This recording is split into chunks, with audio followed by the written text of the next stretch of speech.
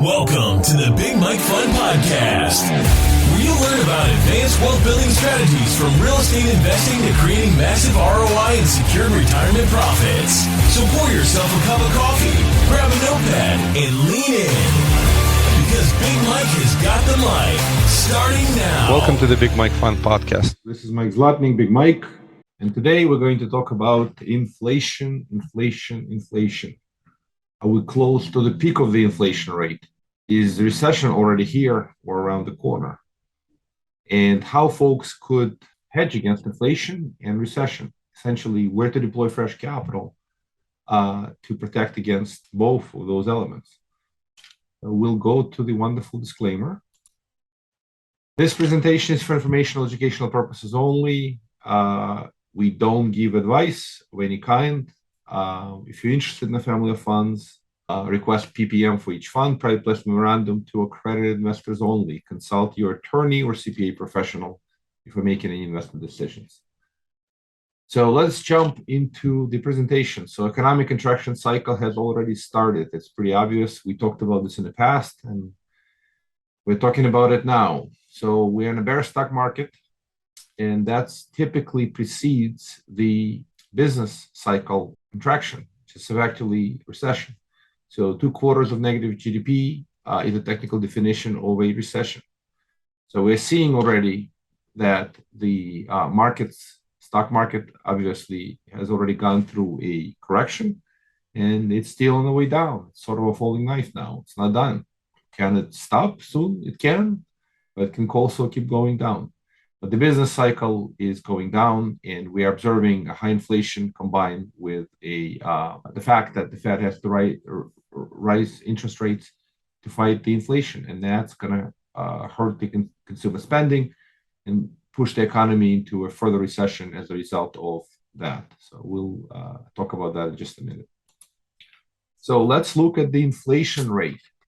And as you can see here on the left graph, the inflation has been really creeping up since October of last year. It's been sort of on the acceleration path. Remember, inflation is measured as a rate relative to the previous year. So it's a year-to-year change in the cost of goods and services. This is what the CPI index typically measures. So the inflation rate has been accelerating, and it took a brief pause in April, and is still accelerating into the second half of the year. The latest print was 9.1% for the last data point. But if you look at a much larger picture, at basically much longer time horizons from this is the graph on the right, inflation rate over a period of many years. And here we're going from even prior to 2000. Inflation has been hovering in the 2 to 3% range for many years. And the Fed has set the target to be 2 to 3%. It may be sort of where that's where it's been, and that's kind of stable prices. So U.S. economy has seen stable prices for many years. Although we've seen the recession, for example, 2008 recession, you could see inflation fell and turn into negative. But in general, it's been pretty stable over many years in the 2 to 3% range. Now, COVID changed the world.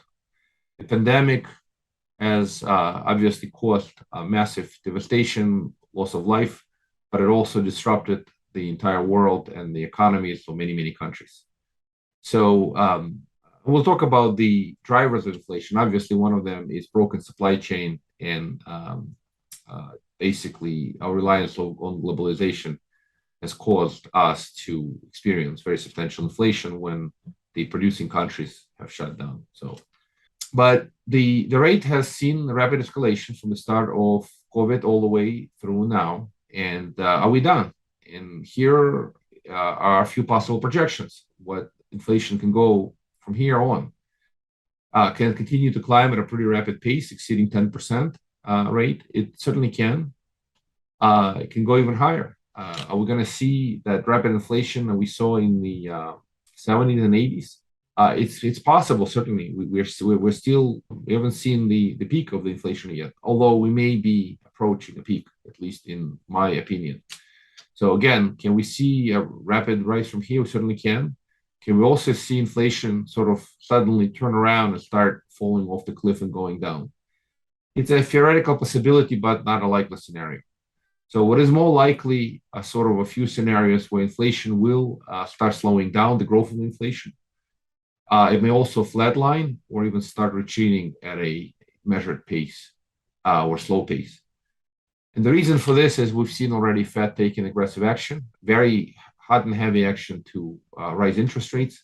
And that should be clicking in at this point, and we should be seeing results relatively soon as those rapid interest rate increases produce effectively demand destruction and very substantial demand destruction. And as a result, we should be seeing inflation slowing down. So few possibilities. I personally believe we are approaching where we're near the peak rate. And if Fed continues to do what they're doing, the risk is not that inflation is going to go up much more, but in fact, they'll put the economy into a substantial recession. Hopefully, they will navigate the waters carefully, and that's what they intend. They call it soft landing, but right now we are still looking at a substantial level of inflation, and they can't stop until they see data supporting that they can reverse their policy. So inflation drivers, obviously COVID created supply chain issues, very easy monetary policy. So Fed has been sleeping at the wheel for too long. They were too concerned about the recession that instead of stopping the easy, very low interest rates a lot earlier, they basically sat in their hands, waited, and as a result, very easy monetary policy has continued to support inflation pressure. Very low unemployment, so we are in full employment, and there's a direct correlation between the unemployment and inflation. There's an economic concept or a academic concept called Phillips curve, and in a minute we'll see that. So with the low unemployment comes high inflation in general. The government spending, obviously, COVID-related stimulus packages, all the PPP loans, as well as unemployment benefits, a number of other programs that have pumped trillions of dollars of cash into the economy, increasing the M2 money supply substantially. That has certainly been a driver of inflation. But we do know that the government aggressive spending is coming to an end in essence, or at least it would appear that there's very little or very limited political will to continue to be spending those trillions of dollars when we are past the bulk of the COVID risk. And then US government energy policy has been very inflationary from the point of view that US has chosen not to produce more domestically. As a result, we are dealing with very high energy prices, and energy goes into everything, into transportation, into production. And the fact that the energy prices are high, they're driving the prices of everything out there, all the goods and services. That's why we're seeing the inflation partially as a result of the energy policy. So has inflation peaked? It's a really important question. It really depends. Depends on what happens to the drivers of the inflation. For example, supply chain. That drives the supply side of the inflation pressures. Can the supply chain improve? Well, over the upcoming months and reduce the pressures from that perspective? Certainly can, and we hope so it does. On the demand side, we're obviously seeing already weakening demand. Demand destruction is happening with Fed raising interest rates. So inflation in general should be slowing down, peaking pretty soon, in my opinion. We're probably pretty close to the top. And the Fed continues very aggressive action to increase interest rates, will show results fairly soon. Let's look at the Phillips curve. So Phillips curve essentially says, it paints the relationship between the unemployment and inflation. So generally speaking, when unemployment is high, inflation is low. But when unemployment starts falling and gets very low like it is today, we start seeing pretty high inflation. And this trend has been around for many years. So low unemployment, we are very, very low point, historically low in many, or at least on a relative basis. And unemployment drives, this very low unemployment has driven or supported high inflation. So Phillips curve is the academic way to, or at least the economic concept that paints the relationship between the two. So let's look at the unemployment rate. Unemployment rate is very low on a historic basis. And we've seen the trend since the crisis of 2008, when the unemployment was over 10%. And then we went into a long expansion cycle, economic prosperity, and the unemployment continued to fall over many years. And it reached essentially at a very low level where we are now. And then COVID hit, unemployment shot through the roof, went to a very high level, but that due to the shutdowns. And after the shutdowns, it rapidly fell as well and continued to climb down. So at this point, we're seeing very low unemployment rate. It's not really clear how fast can it start climbing from here. One of the major problems is that U.S. has not seen necessary level of legal immigration over the last many years. And the immigration is necessary to support the labor force and to provide necessary skilled and unskilled workers to support growing U.S. economy. And U.S. has seen essentially baby boomers retiring, labor force participation has been dropping, and without immigration, the unemployment rate is likely to stay pretty low. And the hope is that we can actually bring more folks in the country and support the growing need for more folks that way. But the point here is that we are a very low unemployment rate, and it's very difficult to see how we reverse the direction unless the country goes into a substantial recession. So in a substantial recession, we may see unemployment peak, and that is a possibility. We'll talk about that as a result of aggressive Fed action. So now let's talk a little bit about the Fed mandate and what they're doing. So Fed has no choice but to push rates up. It's driven by the dual mandate. One mandate called full employment or very low unemployment.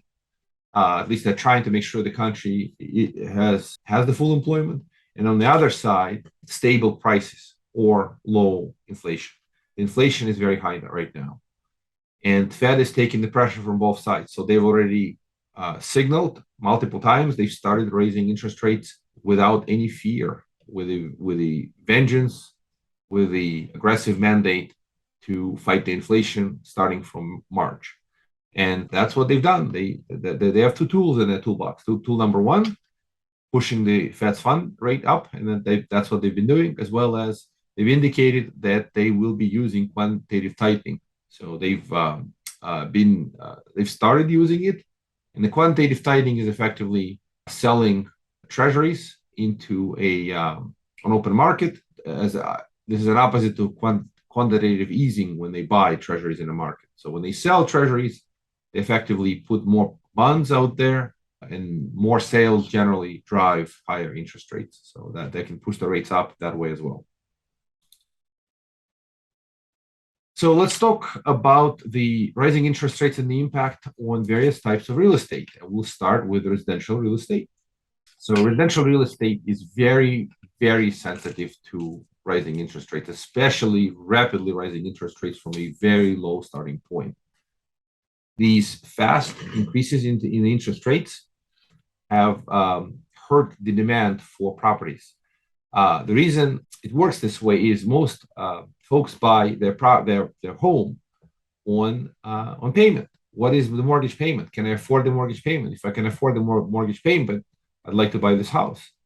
And that's been the bread and butter of most of the buying in the United States for their primary residence. Folks have a job, they have income, and they want to afford the biggest house they can afford. Well, not everyone, but a lot of folks do that. So ability to afford, ability to pay the mortgage is what creates demand. As interest rates climb, the ability to get mortgages has fallen because the underwriting process by Fannie Mae, Freddie Mac, FHA, and other banks and other agencies like the ones I mentioned, as well as USDA and VA, they all have the underwriting based on debt to income ratio. If you can't afford the payments, they won't allow you to take the mortgage. So as interest rates have climbed, the payment factors have gone up, and the affordability has fallen substantially. That's basically demand destruction. And cyclical markets are at higher risk right now. So Southern California, especially, affordability index went from 25%, which is fairly good for Southern California, to 17%, which is a red flag to price corrections in a short period of only 3 months, from March, April, and May, that has taken place. Now, let me explain what is affordability index. Affordability index just simply says what percentage of the population can afford an averagely priced house.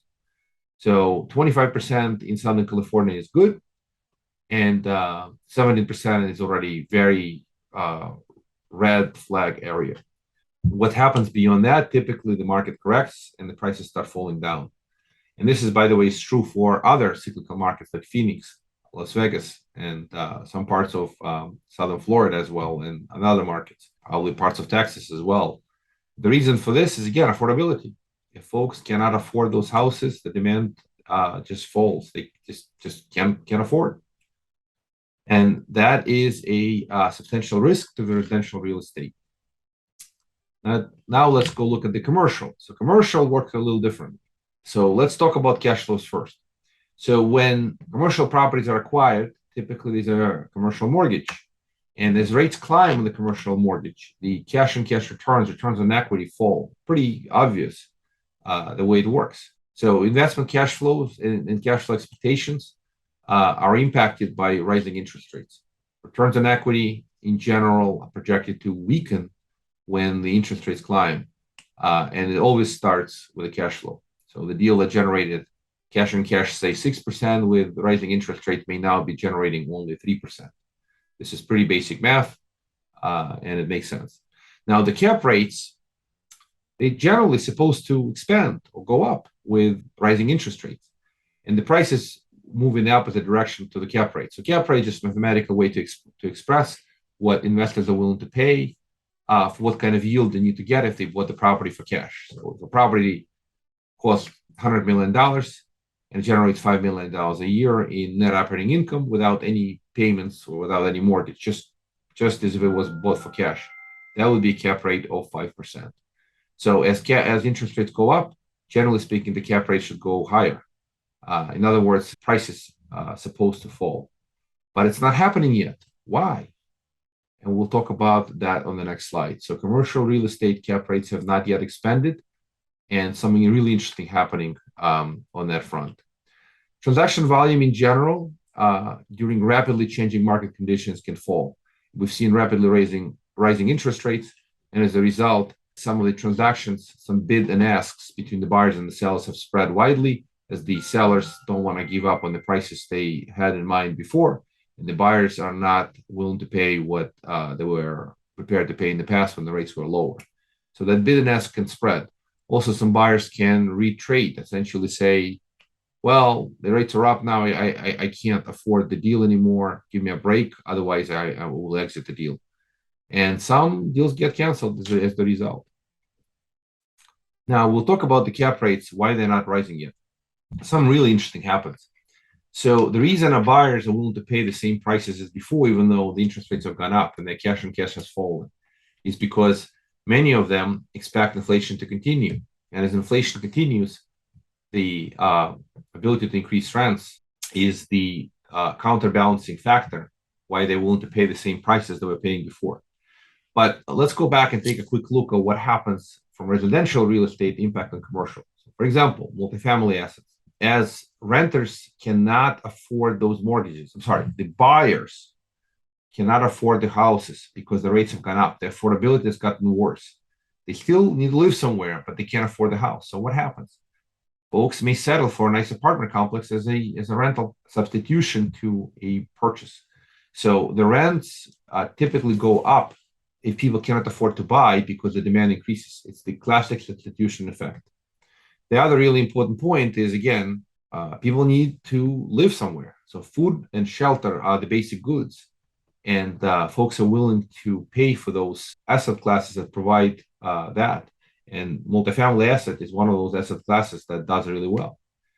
So ability to push rents during an inflation, as well as hedge against recession, is the reason some of the cap rates are not expanding yet.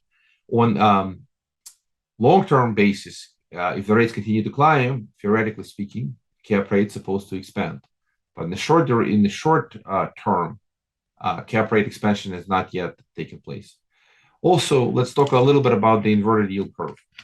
So, graph on the right, you could see the inverted yield curve. What it simply means is that in a classic yield curve, normal yield curve, typically the longer duration bonds generate higher yields, higher rates.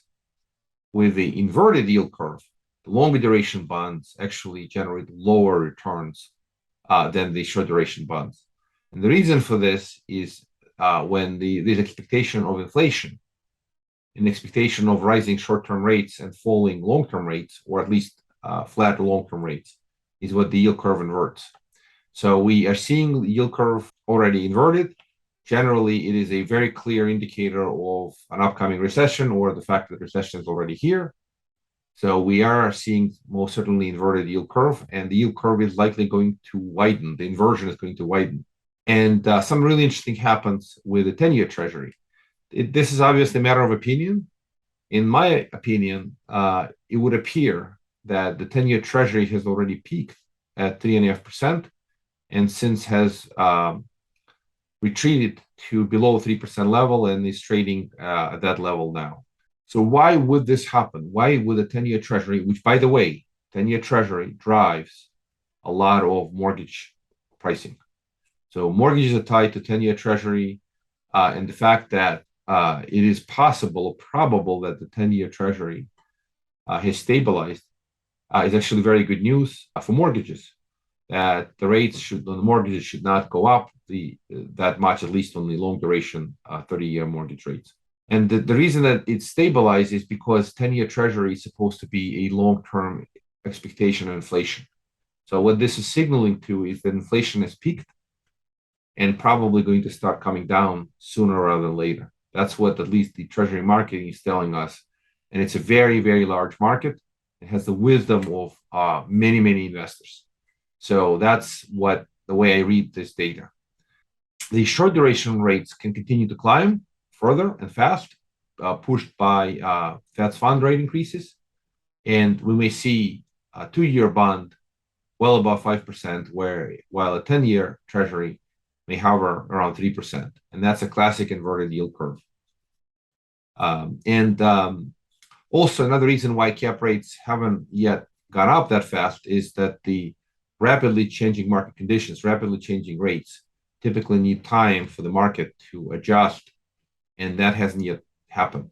So we are a little bit more into a dynamic environment, but over time, as we see stabilization in 10-year treasury and mortgage rates, we may see stabilization in the cap rates and probably limited expansion, if any, if the long-term mortgage rates stabilize where they are now or maybe slightly higher. So recession is already here, most likely. That's at least I believe so. And the future is uncertain. The future is clouded. What kind of recession we're going to have? And a lot depends on the Federal Reserve action. So they're talking about soft landing, but we'll see. They will often overshoot. So let's, again, cover first point. We had negative Q1 GDP, and the Q2 is projected to be a negative print between somewhere in 1.5% and 2% range. I've seen estimates, in some cases, even over 2%, some cases below 1.5%, but that range is probably a pretty good estimate on where the Q2 print will be. The time will show if this estimate is right. And then the Fed is known to overshoot, and they're slow to start, and they usually slow to stop. So they're likely to overshoot this time around as well. And that may put the economy in a severe recession. It may, we don't know that. I certainly hope, and I certainly, in my view, I think we're not going to get into severe recession for multiple reasons. But it's a possibility. So we got to be prepared. And if you are in the investing business, you certainly need to prepare for all kinds of outcomes, including severe outcomes. So we'll talk about that. But the Fed cannot stop raising interest rates until they see data, substantially improved inflation rate We are in the 8 to 9% range. We're even above 9% right now. The rate needs to come back down and stabilize somewhere at a well below print with an 8%, somewhere in the, say, 4 to 6% range. And we'll talk about that. Then they may take the foot off the gas pedal and slow down or stop raising interest rates and potentially prepare to start easing, even lowering the rate if the recession becomes severe or they see signs of a substantial recession. Also, unemployment numbers must show changes, and unemployment rate needs to go up as Fed mandate is full employment. So if the unemployment figures continue to increase, then the Fed may say, wait a minute, we got to pause. And until that happens, they are still very motivated and they are mandated to continue to increase interest rates. So this may be a strange recession. What I mean by saying strange recession is that the unemployment rate might not go up where it goes to the levels of a typical recession. So the typical recession unemployment rate can go over 6%, 6.5%, even higher. But in a mild recession, which I believe we're going to see, time will show. But if that takes place, the unemployment rate is unlikely to shoot up to that level. We still have very substantial demand, a lot of open positions, and just not enough folks looking for jobs. So that, and the fact that we have not enough legal employment, it's probably going to create pressure for the unemployment rate to stay relatively low. Obviously, it'll get higher from where it is today, but it may not go up as much as during a typical recession. And the recession might be short-lived and not severe. Again, this is the discussion of soft landing. So Fed is pushing the rates up hot and heavy now. But once they start seeing data that the inflation is slowing down, they may take the opportunity and reset their standard. Now, this is something different that they've talked about over many years. The inflation target, the stable price target, is 2 to 3%. I have a theory that this time around, they may settle for 4 to 6% range and call it a day simply because they don't want to put the economy in a severe recession.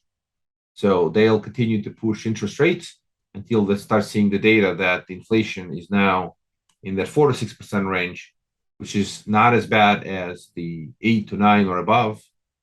And when that happens, they may realize if we keep pushing the gas pedal with high interest rates, that may really hurt the economy. So if they stop or slow down at the 4 to 6% range, that may be the soft landing that they're looking for. Again, this is my opinion. Hopefully I'll be right, but it's something to look out for and pay attention. And once they reverse course and they start loosening again, that point will hopefully be on the way out of a recession, whatever recession we may see. So that's something to keep in mind. This 4 to 6% range is, in my view, where they're going to start slowing down. What are the best opportunities during high inflation and combination of a recession, which is a stagflation environment? In my opinion, we're going to talk about here just some of these concepts are just good for any market, but certainly they're good for inflationary markets and a market where there could be some level of recession. Non-cyclical markets and value-add projects with steady rent growth type of initiatives, especially in the multifamily arena. Now, I'd stay away today from the cyclical markets for the reasons that there's just too much risk in those markets. So I would stay away from Phoenix, Las Vegas, Southern California, and similar. But certainly a lot of Midwest value-add projects in those markets appear to be a lot more predictable, a lot more steady eddy, and the inflation will support rent increases in those markets in a lot more predictable manner versus some of the other markets that I mentioned that are more cyclical.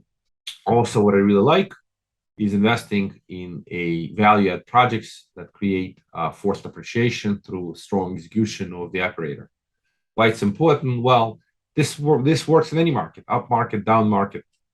Investing in these type of projects have builds equity cushion, builds safety, and these type of initiatives in the right type of markets could produce great long-term returns with a degree of safety, basically downside protection during a recession, as well as upside through the ability to increase rents above historic low averages of 2 to 3%. Inflationary markets could support rent increases in still high single digits into double digit rate environment driven by rent inflation. And looking for also the deals with the great long-term fundamental values. So real estate that is fundamentally strong continues to be where the capital should flow. And following the Warren Buffett's philosophy, I would rather pay a fair price for a great asset than a great price for a fair asset. So these fundamental investing principles continue to be out there, even during a stagflation environment. So here's some examples. Again, hedge against inflation are the asset classes that typically allow for fairly quick increases in rent with the inflationary pressures. So multifamily in general continues to support rent increases on an annual basis and provides a very steady asset class, and especially B class multifamily, just to be more exact. Not the C's, not the D's, obviously. And then the A's are interesting. So the A class multifamily is something that is not as attractive for the reason that during the rising interest rate environment, A's lose all the cash flow. When they have no cash flow, you're investing purely for growth. Again, that is a decent approach as long as you can live without the cash flows. The B's may still offer some level of cash flow, while the C's and D's present too much risk. If that employment hits, the C's and D's typically get hit very hard and they're a lot more difficult to manage. Self-storage is an example. Also is a good hedge against inflation, and storage generally does fairly well during recessionary environments. It's one of these asset classes that is a classic asset class to do well during recession, as well as inflation, where the rents could be increased on a monthly basis. But what I like more are diversified funds. The reason diversified funds generally do better is because they spread the risk. They produce often benefits of inflation hedges as long as the portfolio of the funds is composed of the assets that provide good hedge against inflation as well as downside protection. So well-diversified funds that have these type of characteristics become good candidates to consider to deploy the capital into during a stagflation environment. And selfishly, obviously, our family of funds, we believe, is a good asset class or vehicle to participate in these strategies of hedges against inflation and recession at the same time. Depending on the fund and the strategy, obviously things vary a little bit. But our Tempo Growth Fund 2, for example, our flagship growth fund, takes advantage of the value add investments and many strategies that provide good hedge against inflation. So we like that, as well as the forced appreciation. And then on the Tempo Opportunity Fund, that's probably a diversified fund that has wide protection mechanisms against a recessionary environment as well as inflation hedges. So both Tempo Growth and Tempo Opportunity are strong funds for stagflationary environment, in my opinion. And then Tempo Income Fund is a strong income fund, and it provides ability to generate predictable income with good downside protection. So that's the family of funds. Obviously, request the private placement memorandum to accredit investors only. Consult with your attorney and CPA professional, understand all the risks. All these investments, all these funds have a degree of risk, obviously, and consult with your professional. If you're interested, please request those documents. Reach out to Alina. She's our head of investor relations. She's wonderful at chatting with you about these things. She will be delighted to speak with you and understand your needs, and be happy to provide you with the information on our family of funds. Appreciate your time and attention. Look forward to further discussions, and hope you enjoy the rest of the day, and have a great evening. Thank you for listening to the Big Mike Fund Podcast. To receive your copy of Mike's How to Choose a Smart Real Estate Fund book, head to bigmikefund.com or visit Amazon and type Mike Zlotnik. Keep listening and keep investing Big Mike style. See you on the next episode.